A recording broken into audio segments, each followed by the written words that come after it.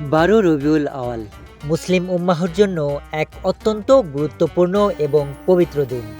এই দিনে সর্বশ্রেষ্ঠ নবী, বিশ্ব মানবতার মুক্তির দিশারি হজরত মুহাম্মদ সাল্লাল্লাহু আলাইহি ওয়াসাল্লাম জন্মগ্রহণ করেছিলেন এবং এই দিনেই তিনি ইন্তেকাল করেছিলেন। তাই মুসলিম বিশ্বে এ দিনটি ঈদে মিলাদুন্নবী হিসেবে পালিত হয়, যা একই সাথে আনন্দ ও শোকের বার্তা বহন করে। এই দিনে মুসলমানরা নবীর জীবন ও আদর্শ স্মরণ করেন এবং তার প্রতি গভীর শ্রদ্ধা নিবেদন করেন।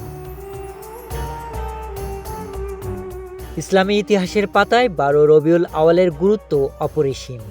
570 খ্রিস্টাব্দে আরবের মক্কা নগরীতে এই দিনে হজরত মুহাম্মদ সাল্লাল্লাহু আলাইহি ওয়াসাল্লাম জন্মগ্রহণ করেন। তার আগমনে পৃথিবীতে তাওহীদের বার্তা পুনরুজ্জীবিত হয় এবং জাহেলিয়াতের অন্ধকার দূরীভূত হয়ে জ্ঞানের আলো ছড়িয়ে পড়ে। প্রায় 63 বছর পর 632 খ্রিস্টাব্দে একই দিনে তিনি মদিনা মুনাওয়ারায় ইন্তেকাল করেন।